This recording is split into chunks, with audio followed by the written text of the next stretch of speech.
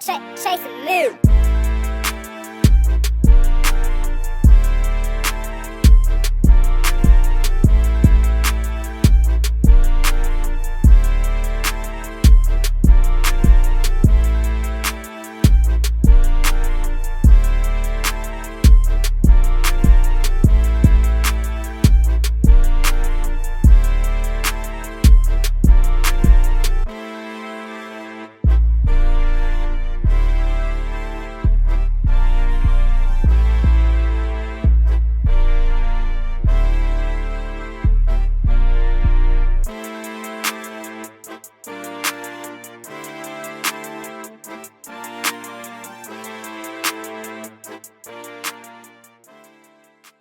And we're back with another episode. You know what it is. It's KG Money Green. I got Dunlap up top. Dunlap the Connect. And then we have a special guest. Can I get you to introduce yourself to the audience today? Sure. April Dinwoodie coming at you live and direct from Rhode Island. Rhode Island. Shout out to Zoom, you know. Without Zoom, we couldn't do any far interviews. But I wish we could have took the road trip over there, you know, use some gas mileage, some flight points. Anytime. It's here for you. This maybe the next follow-up podcast could be on location. Yes. That sounds good. So first we want to get you to introduce yourself and kind of explain to the audience who is April Dinwoodie? What do you do? What do you enjoy? Like, what do you think is the reason we brought you onto the show? Great jump off question. Who is April Dinwoodie? April Dinwoodie started out as June. She wasn't April, she was June. I was named June by my birth mother, who relinquished me for adoption when I was several days old. And so I probably was called June for the first few months of my life in foster care. And then when my parents decided that when they knew they were getting a girl through adoption, they decided on the name April. So I was June, then I'm April, and I'm born in, what month do you think I'm born in? May. June, April. Okay, we got May. I thought it was gonna be May, but I guess it was April. October. Oh wow! It would be cool if it was May, because like April, May, June. I mean, yeah. So I'm not named after the month I'm born in, thankfully, because October would be a kind of an odd name. But so the whole point is this journey to identity of who I am has been one of many layers and a lot of intentional work that I had to do to understand myself. I was adopted into a very white family in a very white part of the world. I'm clearly not, but everybody's sort of, they were on the trip, which many people are still on the trip, which I try to get them off the trip of we don't see color, that trip, you know? So it was and has been a journey to understanding who I am. Today, I'm a Black biracial woman who loves to interrogate and investigate identity, family, and all the things that make up community. And so it's part of it. I love to do a lot of things. I love to do podcasts. I have one. I'm a runner. I love to run and exercise. I love to read. And I love just getting to know and being open and expansive in understanding people. My question, I want to jump back like 4 sentences you said. You stated about getting away from people saying they don't want to see color. Why do you think a lot of people state that? I think they think it's cute. I think they think it's easier to do that. And I think they really think it's being open-hearted and open-minded. I think that that's their way of being even sometimes self-congratulatory, like, oh, I don't see color. I don't see that.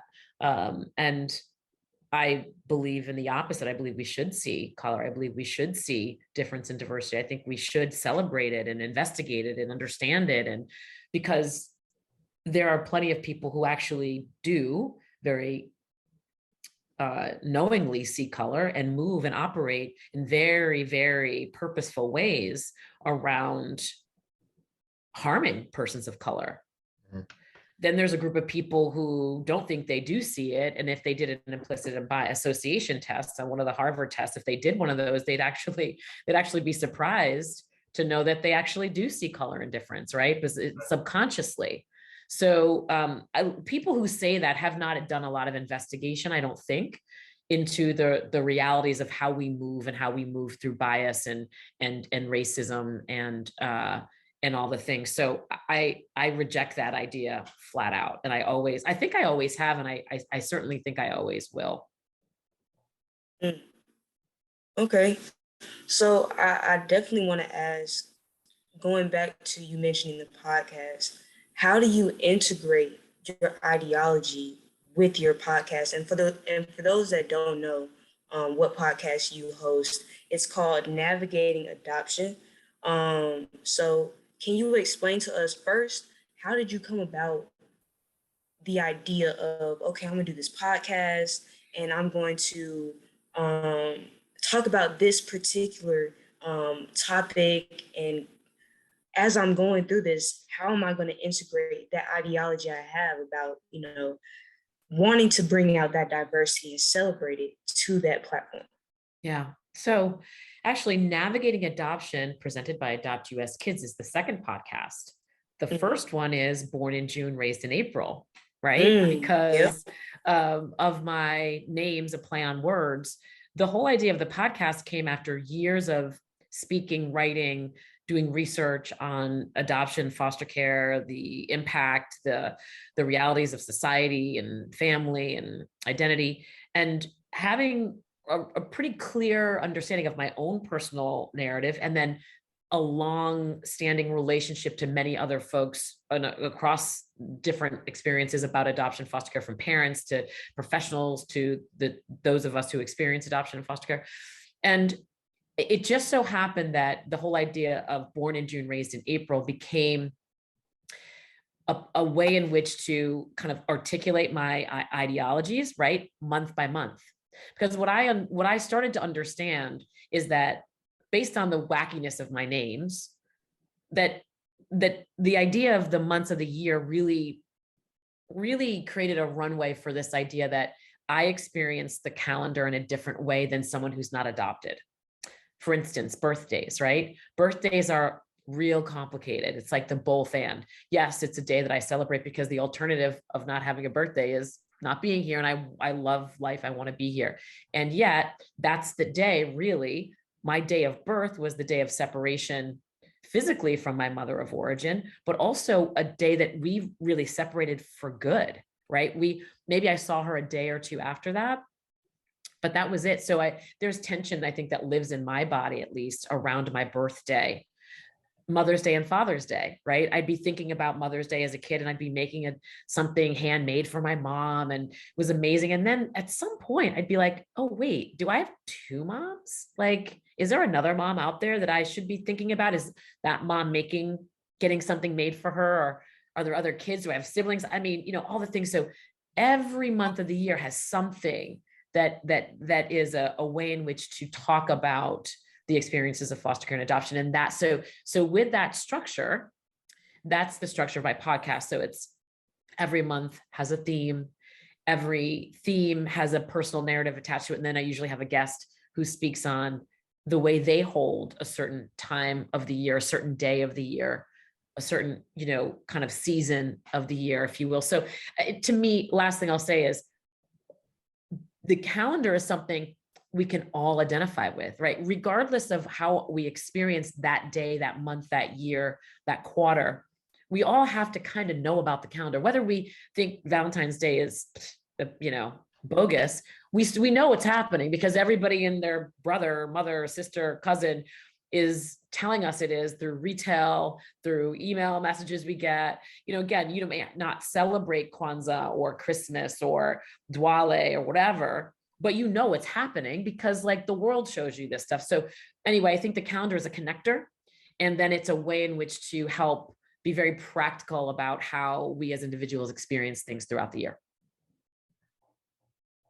So I guess my question will go more towards foster care as a whole. And to you personally, how did you feel like foster care impacted you? Well, foster care was significant because I left the hospital maybe after about a week and a half, and went right into temporary foster care because my mother of origin, her name was Helen, was still deciding, had pretty much made her mind up that adoption would be the way, but there was still some gray area for her. So I went into temporary foster care. And it was for the first 8 or 9 months of my life. And so often people will say to me, still do to this day, oh, you were just a baby. You must not remember foster care. But there's so much brain development that happens those first several months of the year. And the care in which you get in that in vitro and then coming into the world and how you're held and fed and spoken to is foundational for your existence. So I think foster care, even though I was in for less than a year, impacted my life greatly. And what's also interesting is I had my first Christmas in foster care, baby's first Christmas, right? And I then was transferred to the family that was ultimately going to adopt me. But it's almost as if that time that happened before didn't exist. We could not stay in touch with that foster family. It was very secretive, right? Back in the day, very secretive. There was no openness. It was the baby gets here, the baby goes there. There couldn't be any pictures of the people that were caring for me in the pictures that they sent with me. It had to be just me alone. So there's no picture of me being held by someone on Christmas, or I'm in a little holder by myself. So foster care impacted me greatly. However, many people in the world would like to erase that part or say it doesn't matter and you were just a baby and no big deal. But I think it's significant. And foster care in general is a significant life experience for anyone that experiences it. And certainly for me, I feel very blessed to have only stayed in for a certain number of months. There are many young people, which I work very closely with, who end up aging out of foster care without a family to care for them. It's sinful. Sinful. It happens. It happens more than anyone cares to admit. There is a real problem with the system, the way it's built today, in terms of really addressing trauma, really addressing, injury and harm pre-birth, and then after one comes into the world, the trauma and the abuse and neglect that could come from a lack of resources and mental health issues and all the things that are not anything to judge anybody for, but some folks really don't have the resources and the wherewithal to care for children, and some bad things happen and children are harmed. But we as a system in the United States, I mean, we know about these things, but we haven't really done the deep transformational work to address those traumas holistically from a family legacy standpoint. So we've got some real work to do in this system, where there are at a point in time about 400,000 youth and young people in the foster care system, with about 100,000 of those children and young people. The terminology that's used is available for adoption, which makes it sound like so much of like a commodity, but that is the language that is used. So there are young people today, about 100,000 of them, that could be adopted if there are people to step up and adopt them. And if they're not adopted, they will in fact age out of foster care at 21. Some states it's 23, or you can sign yourself out of foster care in many states at the age of 18. Wow. I didn't even know that. And I guess my question will be next is, like, I don't know even if you probably do have an answer to it, but how do you feel about students that's in foster care attending schools? And how do you feel like that affects on their mental health? Because I'm really huge on mental health. I just want to understand that. Yeah. So, well, first of all, any early life trauma or family separation can create challenges in education and school, right? If you think about it this way, one, there could be some real physical and emotional and mental challenges that come from coming into the world under difficult circumstances, being separated from family of origin, maybe abuse and neglect as part of the coming into the world. That's not addressed sometimes, right? Like there aren't these sophisticated systems often to meet the high level of care that children really need. So then you imagine then moving into a new family structure. Let's say a good news story like mine, right? You go into temporary foster care for a bit, you get into a placement that's more permanent, you get adopted, you start going to school. But then you realize there could be some attention issues, right? I had attention issues. I was never diagnosed ADHD or ADD, but I was constantly distracted. Now, mind you, I had 2 parents who loved me. I had all the food I needed. I had all the care that I needed, right? In theory, I had all the transactional care.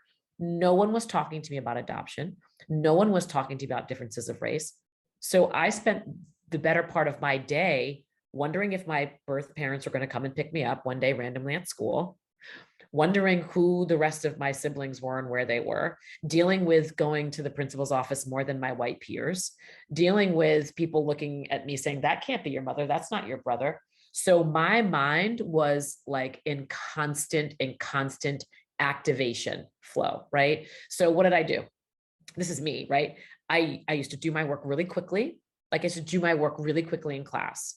And then I used to sit back so I could daydream and think and let my mind go. So I presented as a decent student because I would get my work finished quickly, but that was only because my brain couldn't handle a long time of doing anything academic without taking breaks to sort of think about all the other stuff. Now, that's a good news story, right? Right. I graduated, I went to college, all the things.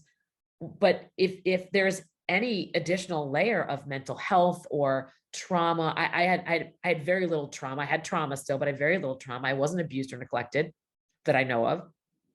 But imagine a child who stays in foster care longer, has many placements, doesn't have their like all of their information about where they come from, and they have questions, and they maybe were abused, neglected, all the things.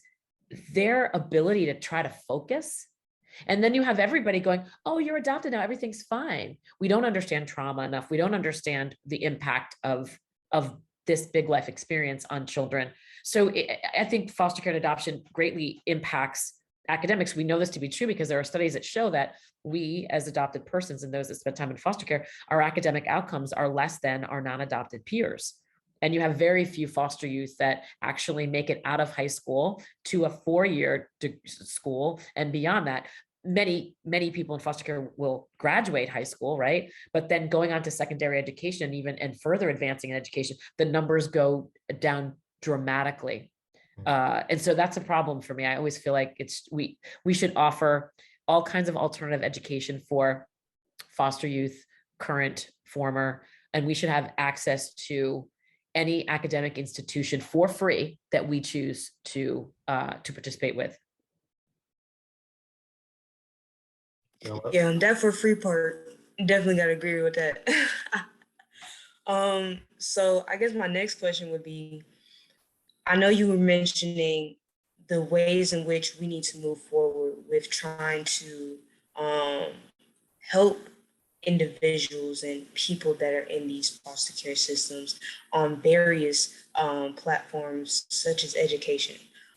So can you explain to the audience the work that you're doing with the foster care mentoring program and adoption, and just kind of let them know what you're trying to do with that and how it's impacted the individuals that you work with thus far? Well, thanks for asking that question, for being interested in it. In essence, the mentoring program AdoptMent was very much in response to my search for my family of origin, that search not panning out the way that I would have liked, in as much as when I found my mother of origin, Helen, she flat out rejected me and didn't want to have anything to do with me. So I had this whole life of a narrative that said, oh, your birth mother loved you so much. She made you, she made a different plan for you so you could have a better life, and all the things that people tell kids. That could be true, could be not. I mean, I don't know how anybody knew that because no one talked to her, right, directly, my parents didn't talk directly to her. So how they knew that she loved me so much is beyond my comprehension, right? But it could have been true. So I thought, oh gosh, she loves me so much, so she'll be really happy to see me again, and she'll be really happy that I'm well, and I have had a good life. But that wasn't true, and it was very traumatic. I was in my 20s. I was working in New York. I was working for an amazing organization that did a lot of work with mentoring. I was noticing that the young people that I was mentoring labeled an inappropriate term, in my opinion, at risk, as if like that's their fault, right? They're at risk. Like, okay. So these young people that I was mentoring, a few things I noticed were true. they all had some kind of connection to the child welfare system. They were either in foster care, had been in foster care. So it started to make sense, this intersectionality of family structure, of foster care and adoption, and then challenges in academics or in society. So I was thinking about all of these things, and I did some investigation about, was there a mentoring program where adopted adults or people that spent in foster care, time in foster care like me, were mentoring to youth in foster care currently, and didn't seem like it existed. And if it did, it was in a small way. So I came up with this idea and went to Mentoring USA at the time, which was a nonprofit that was established by the former First Lady.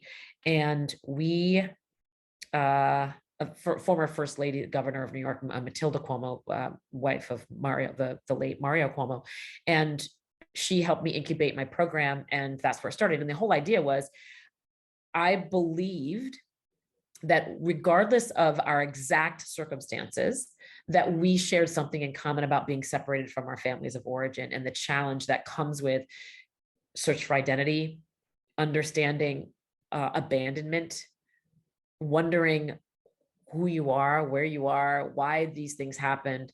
And that was the whole premise, was that I would create space for both the mentors and the mentees to share in this experience of adoption and foster care, the real impact of it, and to create a community that I didn't have, as I didn't have that growing up, right? Like, how amazing and transformational it would have been if I had someone present to me that was like me, that was adopted like me, that was brown like me, that had a white family like me. I didn't see anybody that looked like me ever, and not so much. I mean, I had a couple of girls in my school that were biracial, a couple of Black and brown kids, like, but nobody was adopted like I was. And so it wasn't a thing that anybody could connect around. So I then created it for myself, and in that way also made space for this community to be formed and to support young people on their search for self. That's amazing.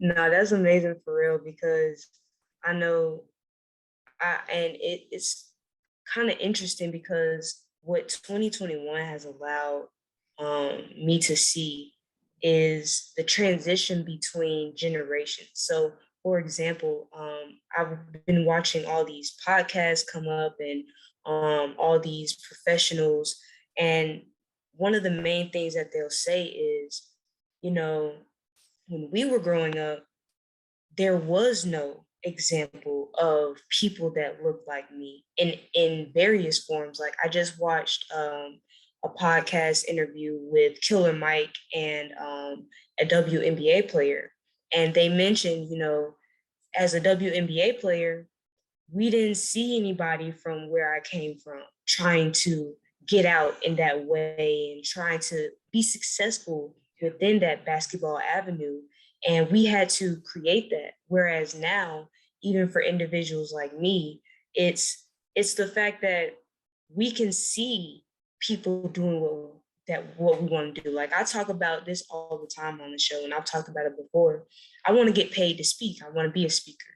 And now I can see, through our connections, somebody that's doing that, somebody that's speaking at keynote events as a keynote speaker, So it's like, it's that mix between, there's representation, but now it needs to be furthered by my example.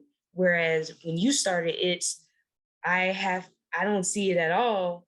Now I have to get into the mentality of being that example, of pushing past that boundary to, first get past the fears and actually go towards that dream of creating something that helps people. So can you kind of explain what that was like for you, getting past that mentality of, I don't see anybody like me, but I know that this is something that needs to be created, and I'm going to do it regardless of the outcome?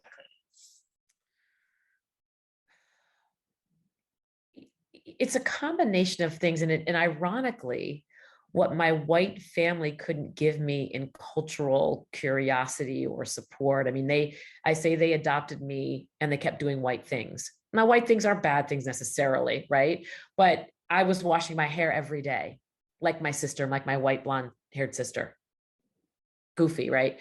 There were no real symbols or evidence of anything really other than what a white family would have. Again, not bad things. So I think for me, even with that though, right? So a lot of things can be true at the same time. My family was just sort of down and like down home New England folks that believed in hard work. And so if nothing else, right, we all learned the same work ethic. And I believe that, to me, it was a gateway to, look, if something isn't there for you, you can work to create it. So I think it was like the foundation of work. Like we worked, like we need wood, we went and got wood. We had a farm. I grew up on a farm, right? So it's just like, there was something about like having your hands in the dirt, like watching something grow, that the symbolism of that, and sort of the grounding that comes from being around the earth and in the earth and watching things happen in that way. I think that in a way made a way for me to say, I can build something. I could grow something. And then ultimately, really, truly, it was solving my own problem, because it was really challenging not to have conversation, connection, understanding around my experiences as a Black, biracial, transracially adopted person. I had to go find it and make it, because I really do think this is true. And it's not meant to be dramatic, but I kind of think it sounds dramatic when I say it, so maybe it is dramatic. I don't think I would have survived. I think there was a moment in time where I knew I needed something that really didn't exist. And either I was going to create it or I was going to cobble it together and figure it out to make my life something and to create like my own safe harbor. And I had to do that. I had to learn how to do that. And once I did, and once you started to see that people were responding, everything shifts, right? Like everything shifts. The last thing I'll say, that's one of the hardest things, and as you create more content, you talk more and you get more personal, and you may have already done this, but it's a careful negotiation of talking about my family experiences, right?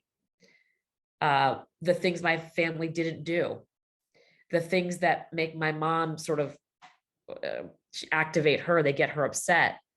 April, was I not a good enough mom? Mom, you were a good mom, right? And there were some things you needed to do better. I mean, if we can't say that out loud as children of elders with respect and love, and to help a new generation of people learn and grow, that's one of the hardest things these days, is that I share so openly, and a lot of it is challenging for people to hear, namely my family. But I've gotten over that too, because it's not for or about them, and I love them and they know I love them. So if something hits them, I'll hold them in that. I'll try to understand, but it doesn't change the fact that I do what I do and I say what I say. So I guess my question would be, around what age did you feel like you start discovering your own, your culture side, your Black side? Well, there was a certain point in time when I was in high school that I really was, I was tired of the mundane. I was tired of the monochromaticness of where I was from. And I found my way to this little under 21 club. And yeah, I didn't tell my parents I went there at first. And then I kept asking for permission. They finally said yes, but I'd already been going there. I was like, great. I was already going, I was like sneaking out. But there was diversity there. And I had my first Black boyfriend. Once I had my first Black boyfriend, I was like, oh, okay. Like, okay. All right. Like, this is, I need to be around Blackness. I knew it then. Ended up going to college in Westchester, New York, at an all-girls college that was somewhat diverse, but not really. I had my first Black friends, right? My real first Black girlfriends. But then it was when I went to New York and when I found Harlem, and that was in my mid-20s. Rest is history, honestly, because once I was in Harlem, I was like, wait, like this place actually exists. Like this is like what?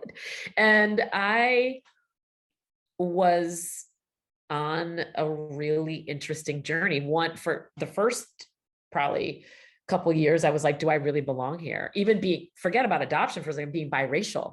I was like, am I all the way Black? Like, can I be Black? Can I claim Blackness? Can I be all these questions of that, right? And I was like, well, yeah, I can, because none of the issues I've ever had were about being white, right? Like, no, no. So I was like, yeah. And then once I sort of settled in and I made a community and I had friends and I was involved and I started my first mentoring program at Harlem Dowling, which is a very old foster care institution run by Black professionals. And I just was like home. That was like a different kind of home for me. And from that point in my mid-20s till now, I feel like Harlem has given me a kind of grounding that I knew I needed. I just didn't know where to find it. And I've also given back to it too. I'm a huge just fan and supporter of all my friends who have businesses in Harlem. And I'm going to try to do some work with some brands that I am working with now in Harlem. So it yeah, mid-20s. But it it would have been nice to have had that access to culture and community far sooner, which is what I try to do for parents today who are white and raising Black and brown kids. I'm like, you get that, you have to get there sooner. There's no excuse to have a person in their 20s have to go to find it on their own.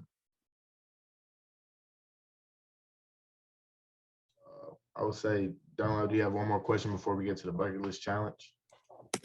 Yes. So, I had to ask, and I had to, bring it to the bucket list platform. Please tell us your experience and the emotions that you felt when you were awarded the 2021 Adoption Excellence Award from the Children's Bureau. Right, round of applause. Oh, that's so kind. Oh man, I was like over the top, like humbled. I was really humbled. I mean,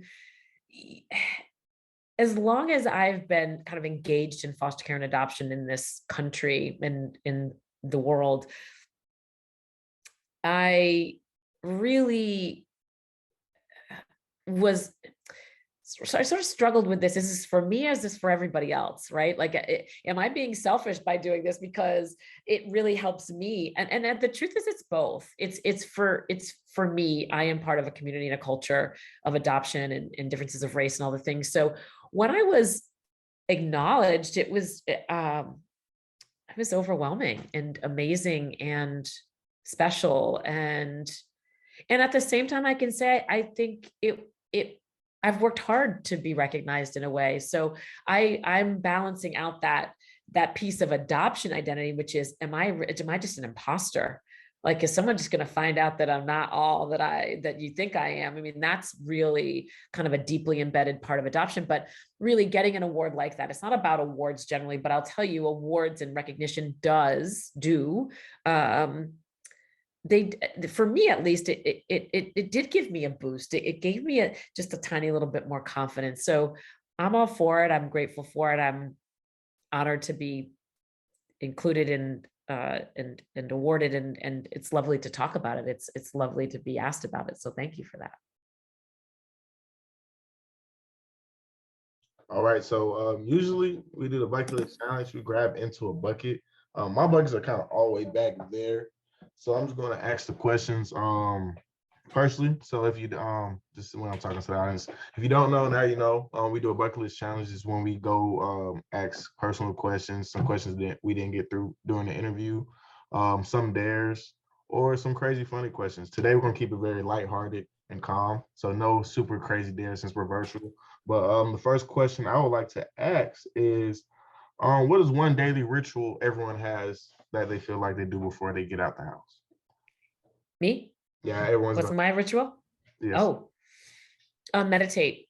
I meditate 20 minutes 2 times a day, once before I leave the house. That was a good one. All right, Dunlap. Yoga. After I do my meditation, I do yoga as well. At least 10 minutes just to stretch out and get my body loose. For sure. I guess mine will be I have like a little scripture calendar that I read every day before I walk out the house. Also, I noticed that April posts a lot of yoga videos on Instagram. And with that being said, can you explain, both of y'all explain how you feel like yoga helps on your mental and your body as a whole? Dunlap, you want to go first?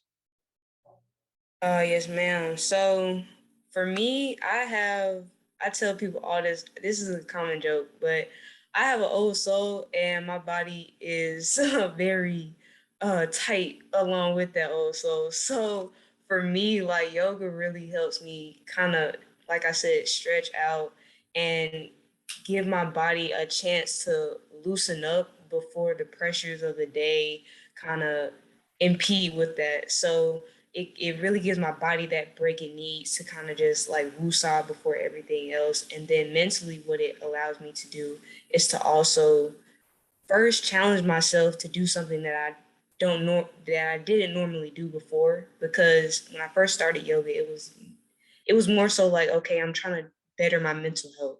So what is something that people always suggest that I don't do or don't normally see around me?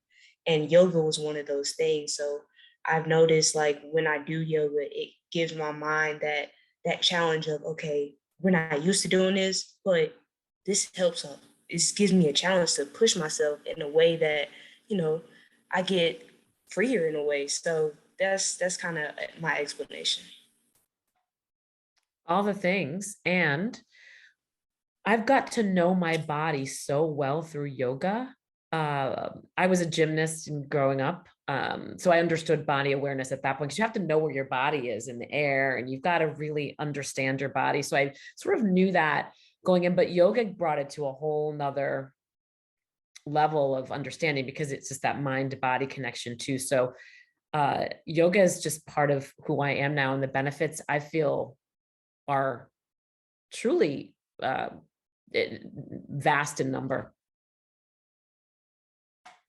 Okay, cool. My next question, I have two questions. They can probably go hand in hand, but if you can move anywhere else from where you're currently located right now, where would it be? Anywhere on the globe or outer space or Mars. I don't know where you want to move, but if you can move anywhere else, where would it be? Space travel coming soon. Come soon. Well, look, this is a side note, but I was listening to something, and it was all these former astronauts, and someone asked the question, where, what does it feel like to go into space and come back? And he was like, we're in space right now. I was like, like, you don't go into space. We are in space. I was like, right. So, but I don't want to go further into space. No, thank you. I'm good right here on Earth. I have two. The first would be Ghana. The next would be Japan. McRandom, but haven't been to Ghana, have been to Japan, and I would live in Japan in a hot second. Where would you move? Okay, in the state, I definitely want to go to Colorado just to experience that. I know some interesting things out there. Out of the country, you said Ghana already. I would say Zimbabwe, or Madagascar. I definitely want to go there. Yeah. Africa in general. Wow. It's crazy. I don't even have Africa on my list. Maybe I should put Africa on my list. But if it was to be in state, I'll pick Birmingham. I don't know. I always tell the bucket list members all the time that Birmingham right now has like very up and coming. Mm-hmm. It's like some beautiful mountains and hiking place. And I love trails.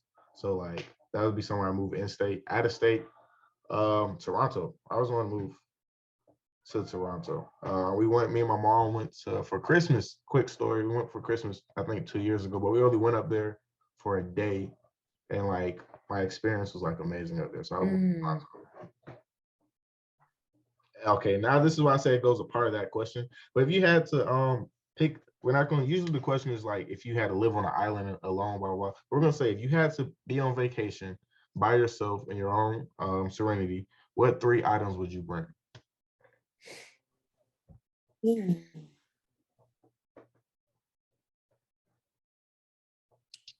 Yeah, I got people thinking of this one. Books. Okay. Books. Water, oddly, like I'm real picky about the water I drink, like real picky. All water ain't the same, y'all. Yeah, water, books, and I would bring something to write with. I would need something to write with. I don't get it didn't matter if it's a computer or a pen and paper, but I would need something to write with. Dang. A speaker. A speaker, definitely books. And then some money. I know, like, if we had to, like, definitely some money, like, because, you know, I want to do activities. You know what I'm saying? The adventure is tranquil in itself. So yeah, those are my big things. Gotta have some money. I'm coming with you because you're gonna have all the money. Yeah, she picked the money. I didn't even think about money as an option. Me either. I was like, oh, I don't know. I want water and books and things. I'm like, oh, right, cash. Duh. Let me see if I had to pick one. My 3 things. I don't really know because, like, personally, all I be wanting on vacation is like, I know I asked a question, so maybe I should have had an answer. But like, all I be wanting on vacation is to be in the water. So I guess, Yeah. Swim trunks. All right, there we go. That's one. There you go. There you go. I like to bowl, so hopefully the place has a bowling alley, so a bowling ball. And then I'll bring what I bring? What else would I bring? A camera to capture my moment. There we go. Brilliant. Well done. I was worried there for on the third one. I was like, what's it going to be? What's it going to be? But you, a camera, I'm here for it. So I think I would go on any of those trips with any of us. Oh yeah, we would have a good time. Water. I definitely didn't pick water or money, so I'm going off faith on my trip. So I'm gonna sell my water. I'm gonna sell my water to get money. My last question, which we always ask because it is the bucket list. What is one thing that you want to do off your bucket list?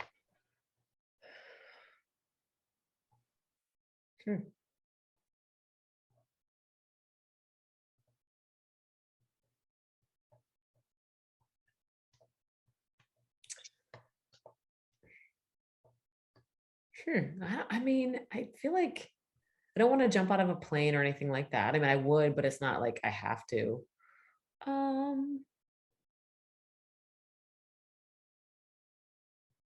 Maybe to go on a very long, like not a week or 2 weeks, but maybe a month, maybe like a month long, like health retreat, like something really, really like full on, like where it's mind, body, spirit, but before like a month, like not a week or a weekend, because I've done some of that stuff. But like, what would it be like to really have 28 days of habit forming care, self-care? What would the rest of your life look like if you really got that deeply into some different kind of habits and upgraded where you are now? That could be transformational. That's what I would do. I like that. I like that one. I'm gonna aspire to do that too. For me, I always wanted to open up a dispensary. So I think that's a major thing on my bucket list, is to actually open up my own dispensary and make it into a transformational brand for the industry. Do that. How can I help? We'll talk Do about it. it. We'll talk about it. We need you to do that. KG, what are you doing? I want to know what's on your bucket list. I always wanted to like Dunlap knows I'm very like I love like animals. Like I don't know why I love animals, but I definitely love animals that's in water. So I guess I want to be in the submarine and try to like get deeper. 'Cause, you know, a lot of people. Whoa, the timer. But you know, a lot of people. We don't know actually how deep the ocean is. So I guess hopefully one day we can discover more. So I always want to discover like what's really down there. So being a submarine. So I need to find someone that has a submarine or buy my own submarine and do my own something, you know. Keep me posted. I have no doubt that the dispensary, the submarine, I'm just thinking it into existence right now. It's not if, it's when for all y'all. Okay. Yes, ma'am. That's a gem right there. Because a lot That of is a people gem say the drop. word if instead of when. Okay, well, this is it for the bucket list. Any last words and remarks that you would like to say to the audience? Gratitude for any listeners. Grateful to you both for this platform. And there is nothing like being around excellence, energy, and like real transformation. And I believe that that's what I was around just now. So grateful for it. Where can they find you at? On your social media platforms, your LinkedIn? Yeah, April Dinwoodie LinkedIn, April Dinwoodie YouTube, June in April, everything else, Twitter, Instagram, Facebook, June, IN, April, June in April. And the podcast is anywhere podcasts are found, all the places. All right. And with that being said, I am KG Money Green. Dunlap Connect. And then you say your name one more time. April Dinwoodie, also known as June in April. All right. And we're out.